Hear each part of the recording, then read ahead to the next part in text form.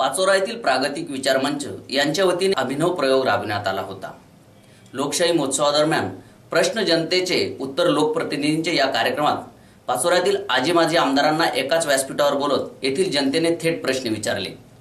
या प्रश्न उत्तरादरम्यान रंगलेली जुगलबंदी सर्वांच्याच मनोरंजनाचा विषय ठरली।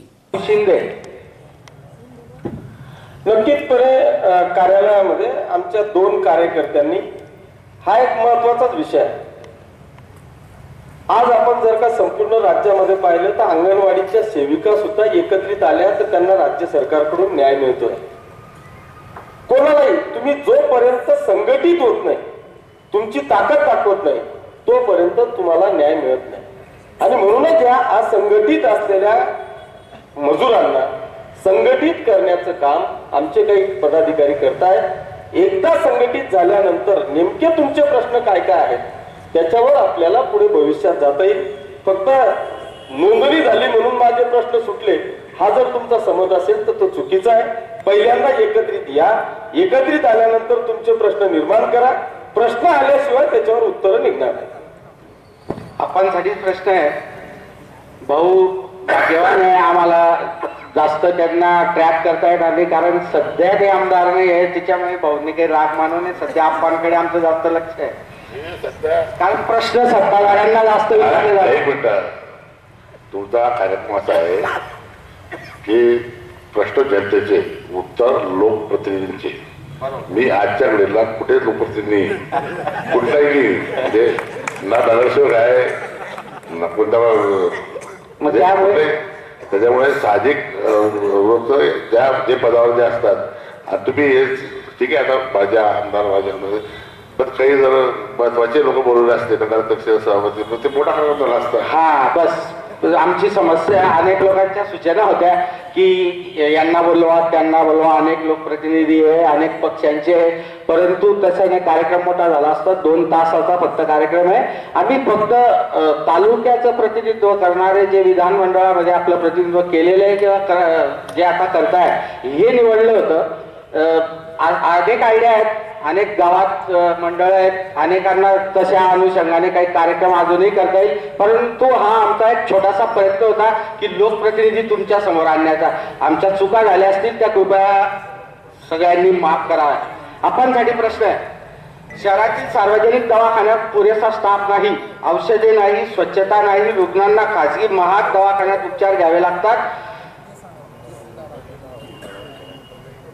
प्रश्न विचारणारे आक्रमक विचारलाय पण मी त्याला सावरतो। या संदर्भात आपलं काय म्हणणार? हे तुमचे अपयश नाही का?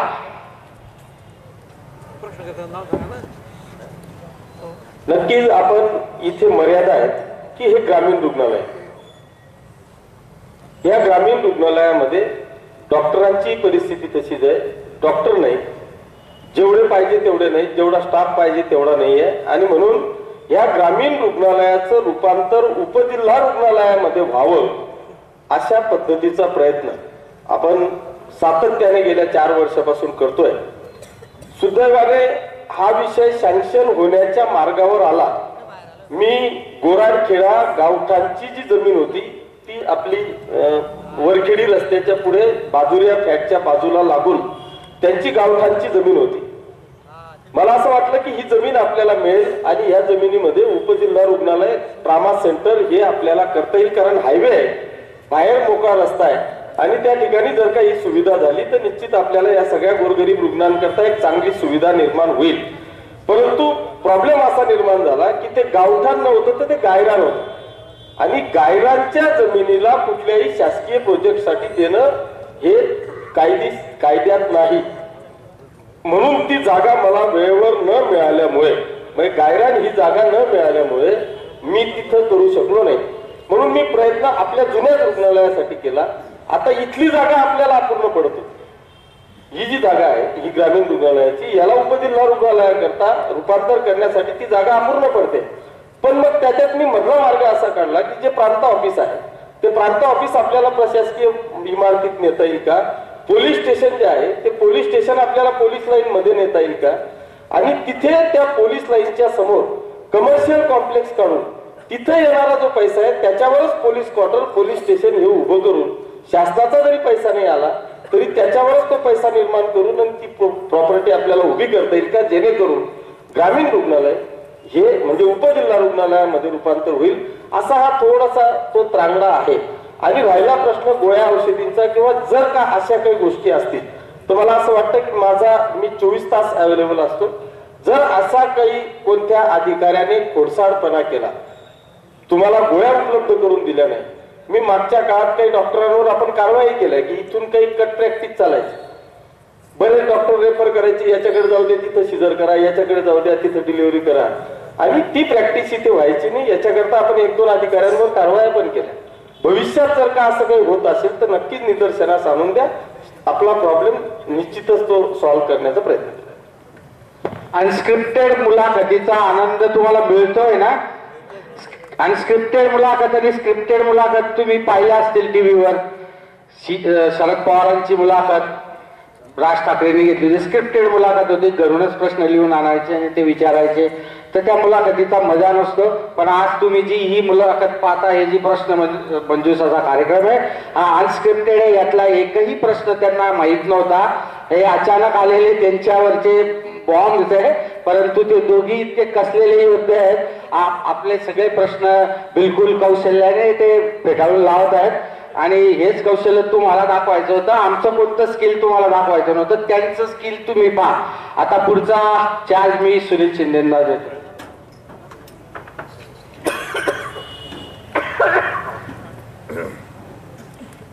सामान्य स्वरूपाचे प्रश्न कमी आणि मागणी जास्ती अशा पद्धतीचे आहे.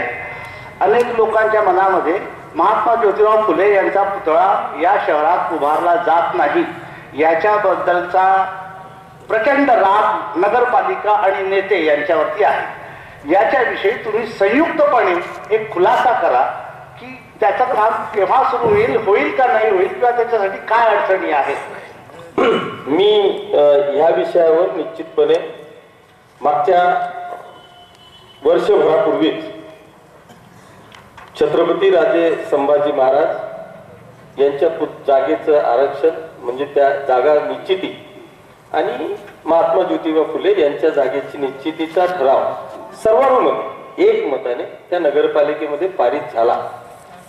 संभाजी महाराजांच्या चौकाचं काम चालू आहे, आपल्याला सगळ्यांना पाहायला मिळतंय. त्याच पद्धतीचं इथे देखील काम या ठिकाणी चालू होतंय. प्रॉब्लेम फक्त एवढाच आहे की जे काही दुकानदार आहेत त्यांना ह्या सगळ्या गोष्टींचा त्रास होऊ नये याच्याकरता आपला जो काही ते तिकडचं टपरी शॉपिंग जे होते ते उठून आता ते थोडंसं मोकळं झालेलं आहे. इकडची आता आपण कोणालाही रस्त्यावर आणू शकत नाही. आपल्याला प्रगती तर करायचं आहे, सौंदर्यकरण वाढवायचंच आहे, पण इकडे देखील हुतात्मा स्मारक आणि ह्या कॉम्प्लेक्सला लागून जे काही मधलं अतिक्रमण आहे यांना देखील पर्यायी जागा दिल्यानंतर आपण त्यांना उठवणार आहोत. हे उठल्यानंतर तो स्पेस मोकळा होईल आणि तिथेच म्हणजे ते इकडच्या बाजूने बाबासाहेबांचा आणि इकडच्या बाजूने महात्मा ज्योतिबा फुलेंच्या जागेचं आरक्षण म्हणजे ठराव आपण निश्चित केलेला आहे. फक्त तो सगळा जो काही चौथरा आहे तो बांधायचा आहे. पुतळ्याला अजून ती एक समिती असते, ती आमच्या हातात नसते. ती समिती जोपर्यंत परवानगी देत नाही तोपर्यंत दोघही पुतळे आपल्याला बसवता येणार नाही. प्रोसेस मध्ये आहे, पण आम्ही जागा निश्चित करून जो चौथरा आपल्याला बांधायचा आहे तो निश्चितपणे बांधू. गेल्या मी नगराध्यक्ष असताना खऱ्या अर्थाने या विषयाला स्पष्ट समाजाने आवाज उठवला आणि त्या काळामध्ये ठराव देखील झाला आणि जागा निश्चिती झाली. त्यानंतर जसं सांगितलं गेलं की शासनाची या ठिकाणी परवानगी लागते आणि म्हणून शासनाच्या अटी शर्तींना हे राहून आपण त्या ठिकाणी तो प्रस्ताव त्या काळात देखील पाठवलेला होता. जागा तीच होती. आज यांनी सांगितलं की ती जागा मोकळी करावी लागेल. त्या ठिकाणी आमच्या बंधूची देखील जागा आहे, आम्ही ती मोकळी करायला तयार आहोत. म्हणून सगळ्या लोकांना विश्वासात घेऊन ते काम झालं पाहिजे यासाठी आम्ही प्रयत्नशील आहोत. सत्ताधारी प्रयत्न असतील तर मग गोडं काही आणणार नाही. आणि म्हणून येणाऱ्या काळामध्ये जसं संभाजी महाराजांचं पुतळ्याचं काम सुरू झालेलं आहे आणि त्या पद्धतीनं सर्वांनी त्या ठिकाणी सगळ्या पक्षाच्या लोकांनी पाठिंबा दिलेला आहे. तसं या कामाला देखील नगरपालिकेमध्ये आमचे सगळे सहकारी त्या ठिकाणी पाठिंबा देतील. लवकरात लवकर हे काम मंजूर करावं. शासनाच्या ज्या नियम अटी ज्या मंजुरी असतील त्या तात्काळ घ्याव्यात. जागा खाली करण्यासाठी जे सहकार्य लागेल ते आमचे लोक करतील. तात्काळ हे काम सुरू करावं. आमचं समर्थन त्या ठिकाणी राहील. हॅलो हॅलो, मला असं वाटतं तुम्ही की या महात्मा ज्योतिराव फुलेंच्या पुतळ्याच्या संदर्भामध्ये मागच्या काळामध्ये आम्ही जी काही माहिती मिळवली त्याच्यामध्ये साधारण 91 साली तत्कालीन सत्ताधाऱ्यांनी पालिकेमध्ये असा ठराव केला होता की महात्मा ज्योतिराव फुलेंचा पुतळा हा पाचोऱ्यामध्ये व्हावा, परंतु आजतागायत तो आपण पूर्णत्वास नेऊ शकलो नाही. त्याच्यात स्पष्टपणे माझा असा आरोप आहे की याला राजकीय आकसबुद्धीने जिथे काय असेल कोण तात्कालिक सत्ताधारी असतील. 91 साली हा ठराव झाला. 1985 सालीच्या दरम्यान म्हणजे 80 ते 85 काळामध्ये छत्रपती शिवाजी महाराजांचा पुतळ्याचा विषय झाला. 85 साली हा चौकातला पुतळा झाला.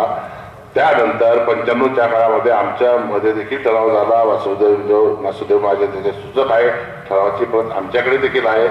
त्यानंतर शासनाचे कडक नियम जे आले की अशी जागा असावी, इतकं क्षेत्रफळ असावं, असं असावं आणि त्याची ती जी समिती असेल त्याची मान्यता असावी, याच्यासाठी तो प्रस्ताव केला. दरम्यानच्या काळात वेळोवेळी जेव्हा सत्तांतर झालं किंवा तो विषय जो प्रलंबित राहिला असेल, जागा निश्चितीसाठी तुमच्या माहितीकरता सांगतो की यांनी आता जागेचा विषय निघाला की तिकडे बाबासाहेबांचा पुतळा आहे आणि या बाजूला महात्मा फुलेंचा, हे आमच्याच काळात आम्ही सुचवलं. पण ती जागेचं जे अवेलेबिलिटी आहे तिथे जी उपलब्धता आहे त्यामध्ये होईल का नाही, ती समिती येते ते बघेल कधी, ते पास होईल कधी. 2 वेळा 3 वेळा ठराव झालेले, सगळ्या सूचना देखील झालेल्या आहेत. परंतु आता ज्या पद्धतीनं ही जागा मोकळी करण्याचा निर्णय झालेला आहे तर निश्चितपणानं त्या ठिकाणी काही अडचण येणार नाही. व्यापाराचा विरोध तिथे आहे, परंतु जे 5-10 लोक असतील त्यांना समजून हा मार्ग निघू शकतो.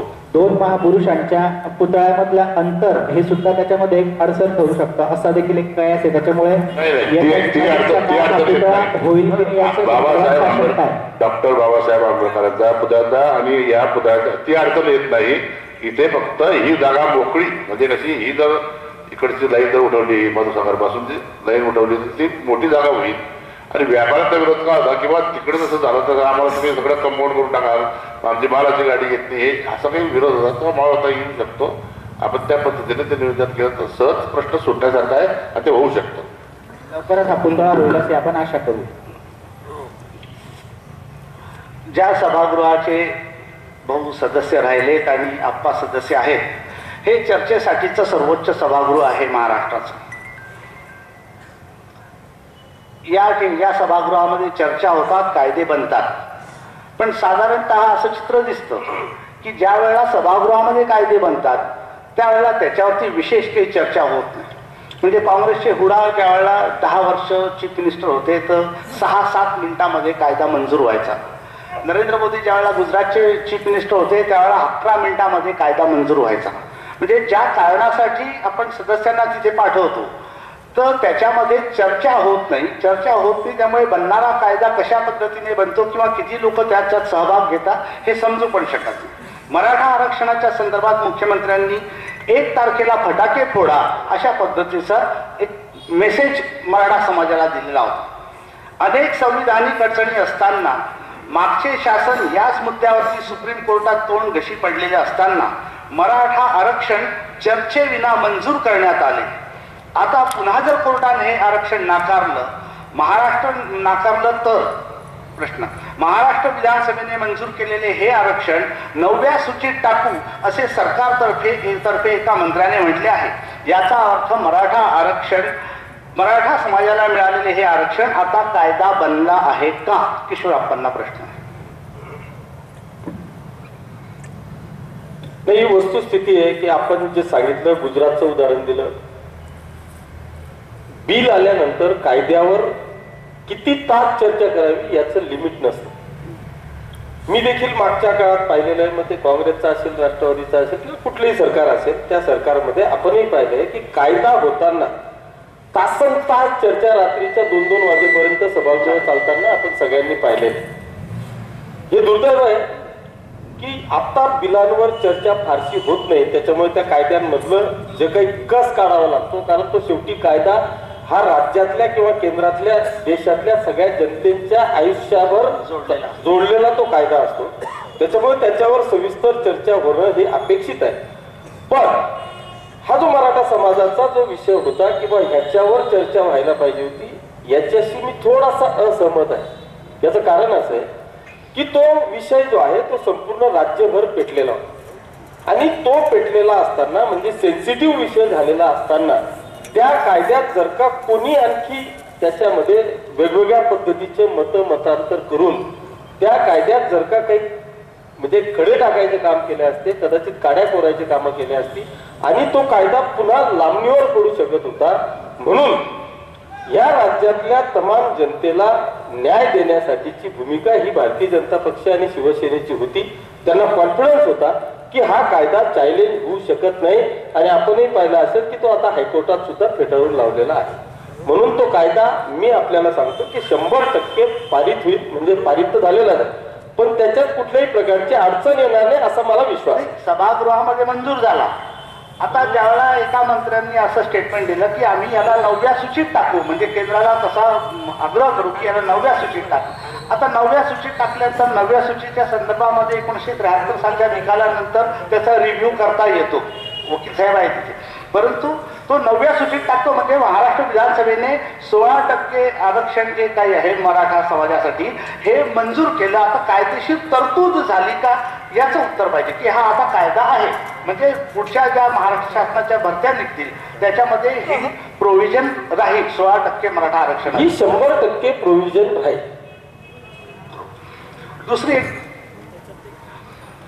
दुसरा एक प्रश्न असा आहे, 2010 साली एक त्याच्यात फक्त खुलासा करतो किंवा त्या आरक्षणाच्या संदर्भामध्ये हायकोर्टामध्ये एक याचिका दाखल झालेली आहे आणि त्यामुळं आता ज्या काही मेगा भरतीचं जे काही शासनाने ठरवलेलं होतं त्यामध्ये ह्या आरक्षणाचे फायदे मिळणार नाही, त्याला स्थगिती दिलेली अशा प्रकारचा एक तात्पुरता आदेश हायकोर्टाने दिलेला आहे, तोटी आदेश दिलेला आहे. पण तो तोटी आदेश जरी असला तरी ते ऑपरेटिव्ह ऑर्डर येते एक प्रकारे.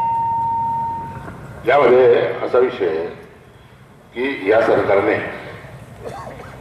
हा मराठा आरक्षणाचा जो विषय काय विधिमंडळामध्ये विषय घेतला त्याच्यामध्ये मागच्या सरकारने राणे समितीने किंवा राष्ट्रवादी काँग्रेसने जो फायदा केला होता त्यामध्ये ज्या काही त्रुटी राहिल्या होत्या त्या कंप्लाय करून, म्हणजे थोडक्यात त्यामध्ये जी चूक झालेली आहे किंवा दुरुस्ती करायला पाहिजे होती ती राहून गेली, ती करून त्यांनी तो तात्काळ मांडला. आणि म्हणून शिवसेना असेल, भारतीय जनता पार्टी असेल, राष्ट्रवादी असेल, सगळ्याच पक्षांनी त्या ठिकाणी तात्काळ चर्चा पूर्वी झालेली होती, असं नाही चर्चा झाली नाही असं नाही, परंतु तात्काळ मंजूर करण्याचं कारण की ती जी दुरुस्ती आवश्यक होती ती झाली आणि तो मंजूर झाला. आणि जे अभिवाटांनी असं सांगितलं की त्याच्यामध्ये हात तोडणी जे अभिडेट जर असतात तोडणी तो आदेश मिळालेला आहे, तर तुम्हाला वाटतं हा कायदा सक्षम आहे असं वाटतं. याच्यासोबत मुस्लिमांसाठी 5% आरक्षणाचा एक प्रस्ताव आहे, मागणी आहे. सच्चर कमिटीने केलेल्या शिफारसीने सुद्धा याला ग्रीन सिग्नल दिलेला आहे. मागच्या सरकारचं हे धोरण होतं, या सरकारने त्याच्या संदर्भामध्ये कोणतीही भूमिका घेतलेली किंवा या विषयाची चर्चा पण सभागृहामध्ये घडून आलेली नाही.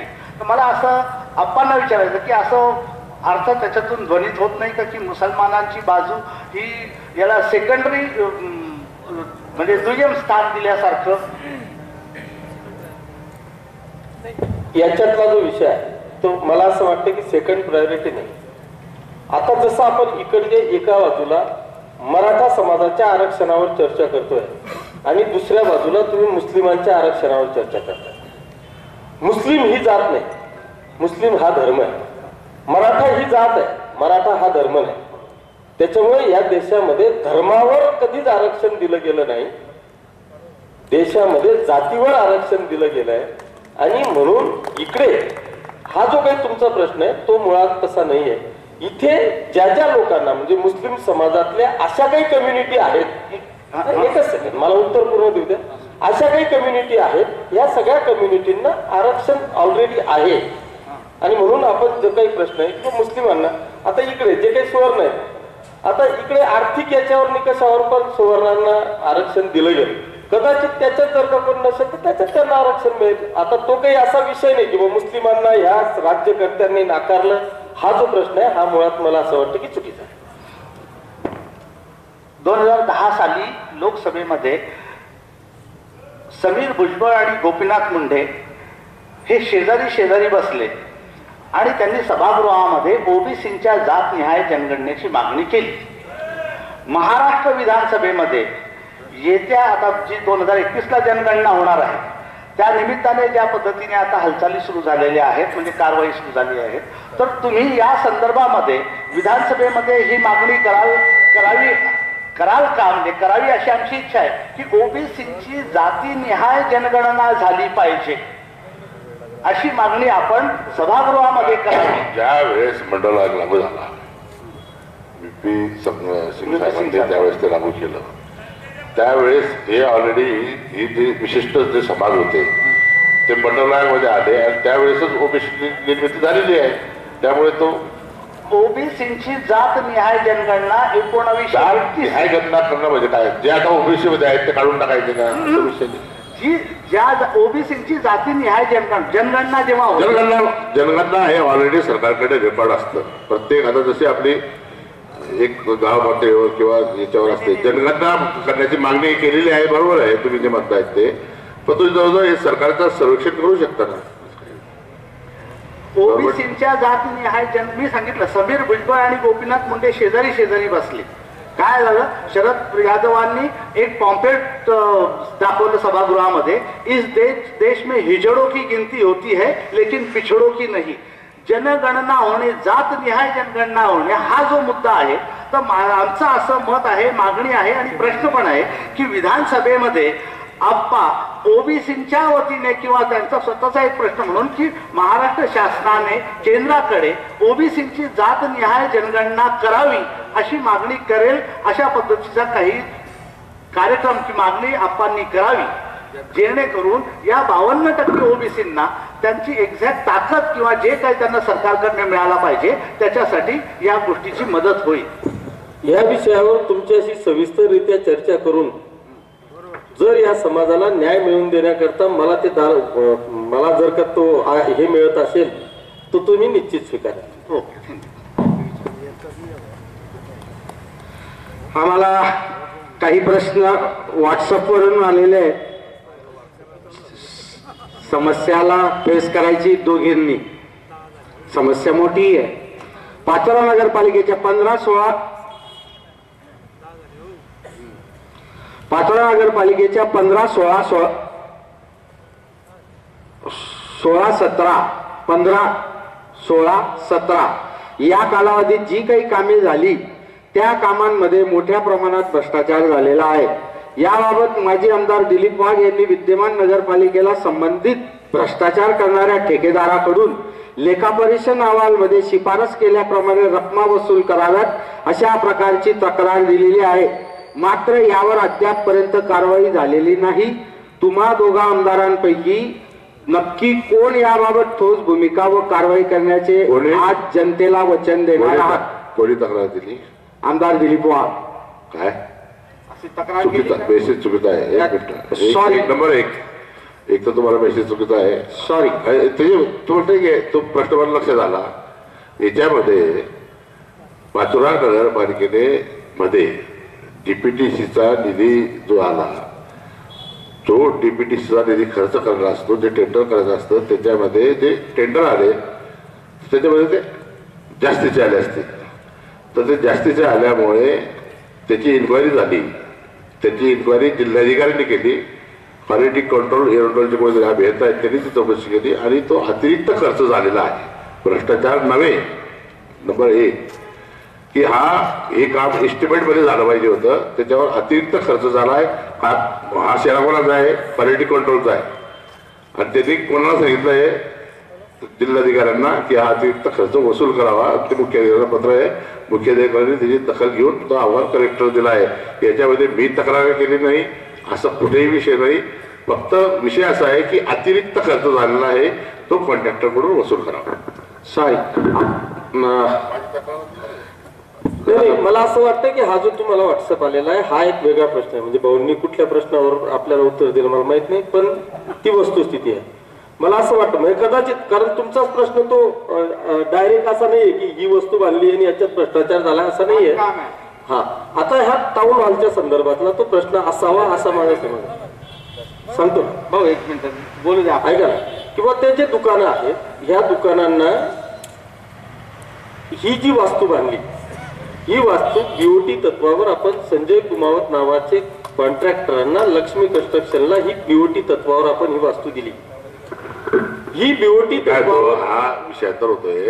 तुम्ही जो स्पेसिफिक जो विचारलाय ना त्याचं उत्तर मी तुम्हाला देऊ टाकला. या कुमारचा जो प्रश्न आहे तुम्हाला कोणी विचारला आहे, ते काय झालंय, त्याचा निकाल काय लागलाय, तो भाग वेगळा. तुम्ही जे सांगितलेलं आहे त्याचं उत्तर मी चोखपणे, मला स्मरण आहे मी ते दिलेलं बरोबर आहे. कॉन्ट्रॅक्टर लोकांवर रिकव्हरी होती आणि ती अतिरिक्त खर्च झाला आहे, भ्रष्टाचार नव्हे, असं तो विषय आहे. मला तो ज्ञात आहे म्हणून मी तुम्हाला सांगितलं. तक्रार देखील माझी नाही. तुम्ही कोणाला वाचवत सुद्धा नाही आहे ना, बस आम्हाला विश्वास आहे. आम्ही त्या ठिकाणी देशामध्ये चौकीदार काय करत असतील ते मला माहित नाही, पण इथे चौकीदार म्हणून आम्ही सक्षम आहोत. थँक्यू.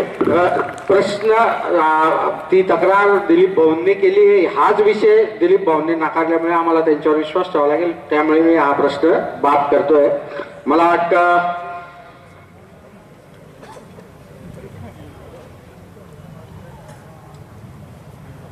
हा कार्यसम्राट आमदार किशोरप्पा, आपण आम्हाला शब्द दिला होता की आपण वरखेडीत समस्त तेली समाजासाठी तेली समाज मंगल कार्यालय बांधून देणार आहे. त्याचे काय झाले? तेली समाज वरखेडी, मला वाटतं हा प्रश्न बोलाप्पांनी विचारला असेल. No comments. नाही, जर तुम्ही विचारलेला नसेल तर कदाचित तुमचं मी सांगून देतो.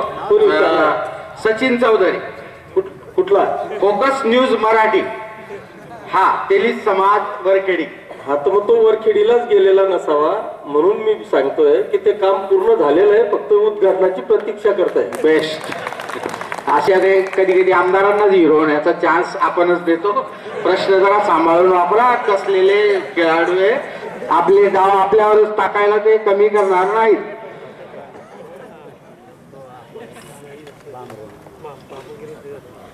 मला वाटतं 9:59 झालेले आहेत. आम्ही आमच्या परीने प्रयत्न केला तुमच्या समोर दोघी लोकप्रतिनिधींना आणून तुमचेच प्रश्न आमच्या मार्फत विचारण्याचा. कदाचित तो किती सक्सेस झाला, तुम्हाला आवडला का नाही आवडला याच्या प्रतिक्रिया मला मिळतीलच, परंतु हा आमच्या तर्फेचा प्रयत्न, या लोकशाही महोत्सवातर्फे आम्ही आज सादर करण्याचा प्रयत्न केला आहे. यानंतर मी सुनील भाऊंना विनंती करतो की त्यांनी आज चहा घ्यायचा आहे. 9:59 झाले म्हणजे कार्यक्रमाची वेळ संपत आलेली आहे. सर्वप्रथम मी उपस्थित सर्व बंधू भगिनींना एक आवाहन करतो की या दोन्ही लोकप्रतिनिधींची हिंमत याची दाद द्या. प्रचंड टाळ्यांचा कडकडाट करू. अशा पद्धतीचा कार्यक्रम तुम्हाला कुठेही पाहायला ऐकायला मिळणार नाही की अशा पद्धतीने या हिमतीने लोकप्रतिनिधी जनतेच्या समोर उभे राहतात आणि त्यांच्या प्रश्नांना उत्तर देतात. हा एक अतिशय सुदृढ, निकोप आणि प्रामाणिक लोकशाहीचा पुरावा असलेला कार्यक्रम आहे. मी लोकप्रतिनिधींचं मनापासून अभिनंदन करतो. आता जे ज्युरींचं पॅनल आपण इथे नेमलेलं होतं, आता झालेल्या जे काही मोजकेच प्रश्न आपण हातात घेतले आणि त्यांना विचारले, हा पहिला प्रयत्न आहे. मी जनतेला आवाहन करेल की तुम्ही जागरूक आणि दक्ष राहा, यांच्या कामांवरची लक्ष ठेवा. नगरपालिकेच्या संदर्भात आणि छोट्या छोट्याच्या प्रश्नांच्या संदर्भामध्ये यांचं मूल्यमापन होऊ नये अशी इच्छा आहे. हे ज्या सभागृहामध्ये प्रतिनिधित्व करतात त्या सभागृहामध्ये यांचा काय रेकॉर्ड आहे किंवा यांचा कसा काय परफॉर्मन्स आहे याच्यावरती बारीक लक्ष ठेवा. ज्या वेळा आपण जागरूक असतो त्यावेळा यांना सुद्धा झोप घेता येणार नाही. हे साधी सरळ लोकशाहीचं सूत्र आहे की आपण जागे आहेत आपल्यासाठी हे काम करतील. त्यामुळे पुढचा ज्या वेळेला कार्यक्रम होईल असा त्यावेळेला आपल्याजवळ त्यांनी सभागृहात केलेल्या कामकाजाच्या संदर्भात त्यांनी चर्चेत सहभाग किती घेतला, कोणत्या कायद्याच्या संदर्भात, कोणत्या बिलाच्या संदर्भात, कशा पद्धतीने मुद्दे मांडले हे सुद्धा लोकांना समजलं पाहिजे. आणि या देवाणघेवाणीच्या इंटरॅक्शनच्या प्रक्रियेमधून आपल्या तालुक्यातून नवे नवे नेते आणि कार्यकर्ते जन्माला येतील अशी अपेक्षा या कार्यक्रमाच्या निमित्ताने करतो. आता ज्युरींच्या वतीने कोणीतरी एक जण यावं आणि त्यांनी हा एकूणच जो कार्यक्रम झालेला आहे याच्या संदर्भामध्ये ऑथेंटिसिटी आणि पब्लिसिटी अशा पॉइंट ऑफ व्ह्यू मधून एक 2 मिनिटांमध्ये आणि अतिशय गोड शेवट करावा. अपेक्षा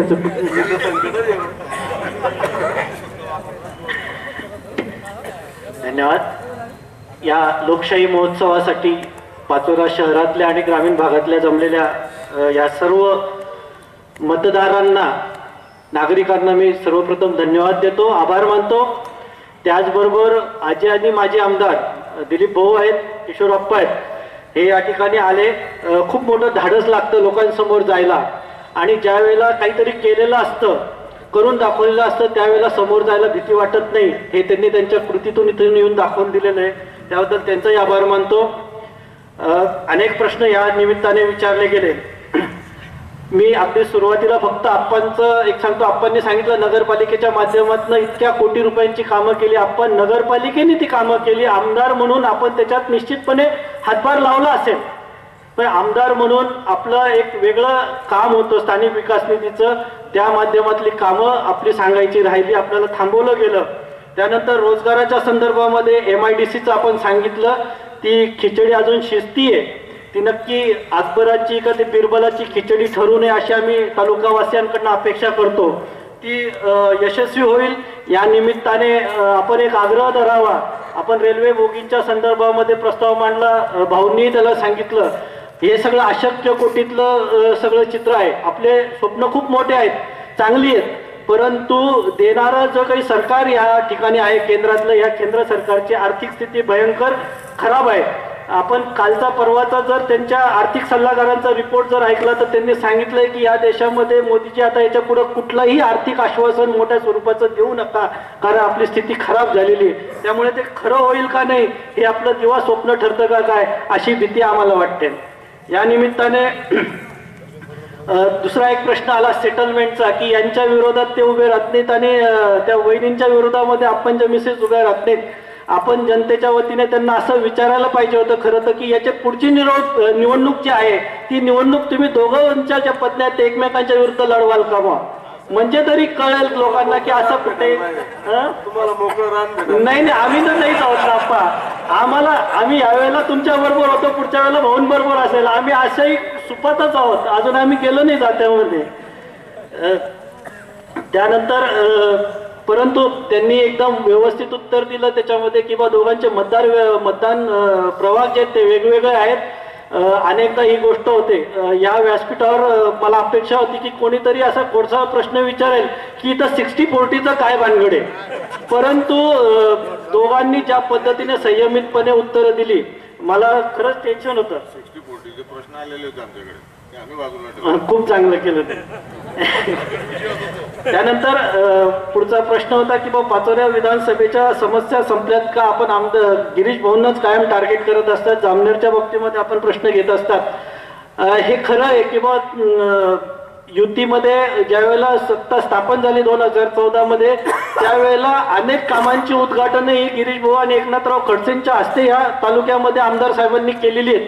नंतरच्या काळामध्ये ह्या पुलाखालून भरपूर पाणी वाहून गेलं, मतभेद झालेत आणि म्हणून अशा प्रकारची कटुता आली असेल कदाचित.